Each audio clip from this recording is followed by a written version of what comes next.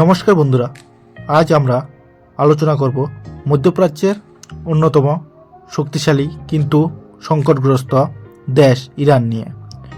2026 সালের শুরুতেই ইরান এমন এক পরিস্থিতির মধ্যে দাঁড়িয়ে আছে যেখানে দেশ জুড়ে চলছে বিক্ষোভ, অর্থনীতি প্রায় ভেঙে পড়েছে, ইন্টারনেট বন্ধ, হাজার হাজার মানুষ গ্রেপ্তার, আর আন্তর্জাতিক মহলও গভীরভাবে উদ্বিগ্ন। আজকের এই ভিডিওতে আমরা জানব ইরানে আসলে কি হচ্ছে, কেন মানুষ রাস্তায় নেমেছে, সরকার কিভাবে পরিস্থিতি সামাল দিচ্ছে এবং ইরানের ভবিষ্যৎ কি হতে পারে। চলুন শুরু করা যাক। বর্তমানে ইরান কার্যত একটি অশান্ত দেশের চিত্র বহন করেছে।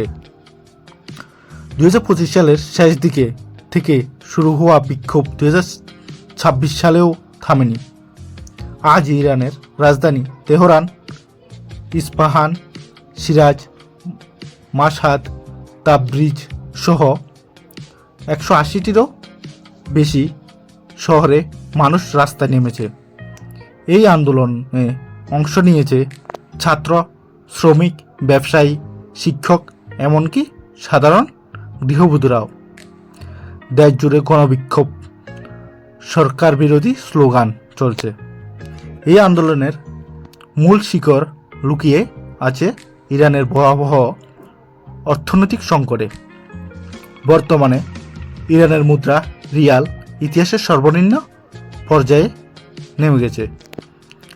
দ্রব্যমূল্য সাধারণ মানুষের নাগালের বাইরে চলে গেছে। বেকারত্ব মারাত্মকভাবে বেড়েছে।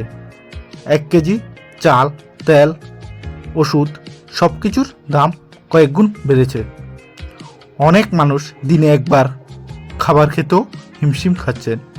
সরকারি চাকরিজীবীরাও মাসের শেষে চলতে পারছেন না।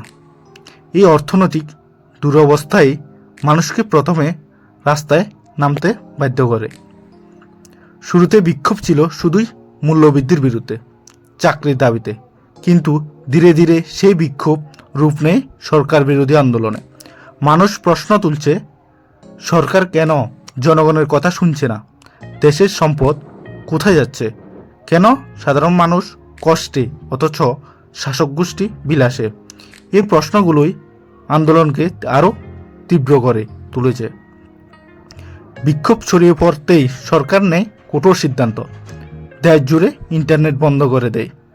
Social media, WhatsApp, Instagram, YouTube সব কিছুই কার্যত অচল। এই উদ্দেশ্যে একটাই বিক্ষোভের খবর যেন বাইরে না যায় এবং মানুষ যেন সংগঠিত হতে না পারে। কিন্তু এর ফলে সাধারণ মানুষের দৈনন্দিন জীবন আরও বিপর্যস্ত হয়ে পড়েছে।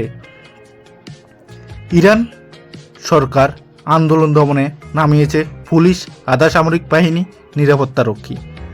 মানবাধিকার সংগঠনগুলোর দাবি অনুযায়ী শত শত মানুষ নিহত ইরানে আজ। হাজার হাজার মানুষ গ্রেপ্তার। অনেক পরিবার জানেই না তাদের আত্মীয় স্বজন জীবিত আছে কিনা মৃত। কিছু বিক্ষোভকারীদের বিরুদ্ধে কঠোর শাস্তি ও মৃত্যুদণ্ডের আশঙ্কাও তৈরি হয়েছে, যা আন্তর্জাতিক মহলে ব্যাপক উদ্বেগ সৃষ্টি করেছে। ইরানে এই পরিস্থিতি আন্তর্জাতিক রাজনীতিতেও আলোড়ন ফেলেছে। যুক্তরাষ্ট্র নতুন নিষেধাজ্ঞার কথা বলেছে। ইউরোপীয় দেশগুলি মানবাধিকার লঙ্ঘনের নিন্দা জানিয়েছে। জাতিসংঘের উদ্বেগ প্রকাশ করেছে। কিছু বিশ্লেষকের মতে ইরানের পরিস্থিতি গোটা মধ্যপ্রাচ্যের স্থিতিশীলতার জন্য হুমকি হয়ে দাঁড়াচ্ছে।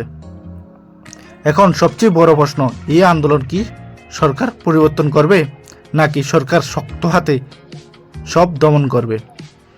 বিশেষজ্ঞদের মতে এই আন্দোলন আগের সব আন্দোলনের তুলনায় অনেক বড় ও গভীর। তবে ইরান সরকার নিরাপত্তা ব্যবস্থা এখনও শক্তিশালী, ফলে ভবিষ্যৎ এখনও অনিশ্চিত। ইরানের বর্তমান পরিস্থিতি শুধু একটি দেশের সংকট নয়, এর প্রভাব পড়তে পারে মধ্যপ্রাচ্যে, তেল বাজার এবং বিশ্ব রাজনীতিতে। আপনি কি মনে করেন ইরানের কি বড় পরিবর্তন আসছে, নাকি সরকার পরিস্থিতি নিয়ন্ত্রণে আনবে? আপনার মতামত কমেন্টে জানান। ভিডিওটি ভালো লাগলে লাইক দিন, শেয়ার করুন এবং চ্যানেলটি সাবস্ক্রাইব করুন। ধন্যবাদ।